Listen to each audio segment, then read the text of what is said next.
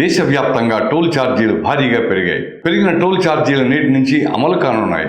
ఏటా April 1న toll ఛార్జీల ధరలు పెంచుతుండగా ఈసారి లోక్సభ ఎన్నికల నేపథ్యంలో పెంపును వాయిదా వేయాలని ఎన్నికల సంఘం ఆదేశించింది. చివరి విడత పోలింగ్ జూన్ 1న ముగియడంతో టోల్ ధరల పెంపునకు అనుమతిస్తూ జాతీయ రహదారుల సంస్థ ఉత్తర్వులు జారీ చేసింది. ఈ రుసుముల పెంపు సగటున 5% వరకు ఉంటుంది.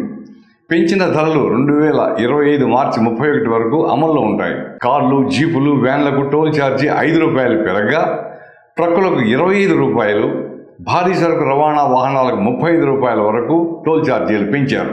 24 గంటలు తిరుగు ప్రయాణం చేస్తే అన్ని రకాల వాహనాలకు 25% రాయితీ లభిస్తుంది.